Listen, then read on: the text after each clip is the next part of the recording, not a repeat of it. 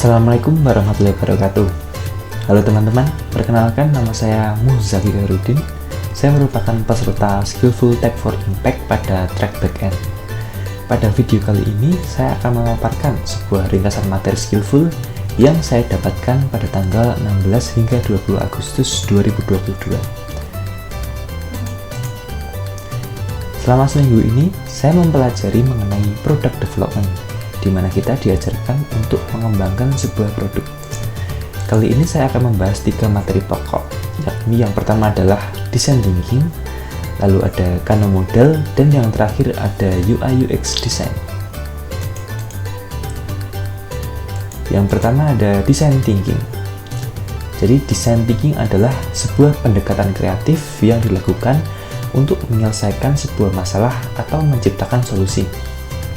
Jadi, sebelum membuat produk, kita perlu mengetahui kira-kira permasalahan apa yang sedang dialami oleh banyak orang. Dan dari hasil riset tersebut, kita diharapkan dapat membuat fitur atau produk yang dapat menyelesaikan sebuah permasalahan. Di dalam design thinking sendiri terdapat 6 langkah. Yang pertama ada empathize. Di sini kita harus memahami apa yang dirasakan dan yang dipikirkan oleh user mengenai sebuah permasalahan. Selanjutnya pada tahap define, kita mulai mendefinisikan satu persatu permasalahan pokok yang didapat dari proses sebelumnya.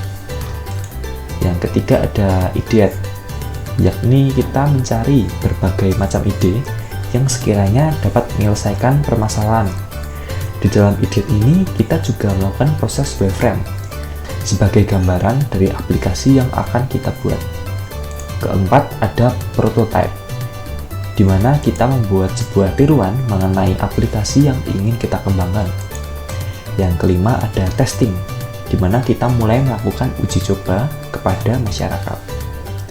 Dan yang terakhir, ada implement, yakni kita mengimplementasikan produk yang telah kita buat. Setelah design thinking, kita akan membahas mengenai Kano model.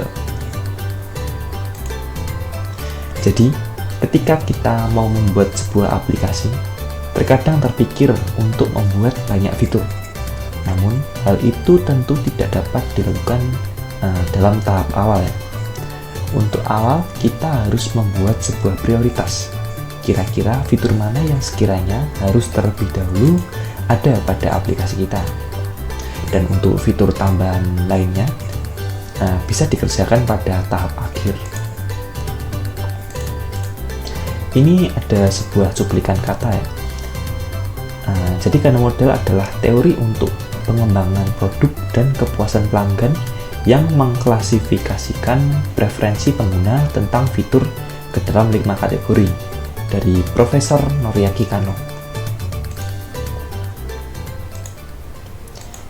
Lalu ketika mengembangkan sebuah produk, ada yang namanya MVP atau Minimum Viable Product.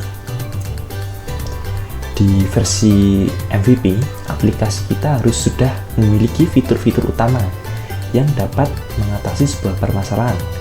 Contohnya, website ungu ini. Contohnya, ada website Unguin. Ini adalah sebuah platform untuk memendek link. Yang kiri adalah pada saat MVP, desainnya masih sederhana dan fiturnya terbatas. Lalu pada tahap selanjutnya baru dilakukan pengembangan fitur-fitur tambahan lainnya, seperti ada autentikasi dan desain yang sudah dipercantik.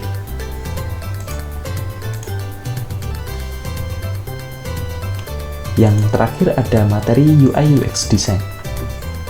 Sebagus apapun teknologi yang kita gunakan dalam mengembangkan sebuah aplikasi, apabila user interface dan user experience-nya buruk, maka aplikasi kita juga tidak akan maksimal. Dalam UI UX design, kita diperkenalkan dengan sebuah aplikasi yang bernama Figma.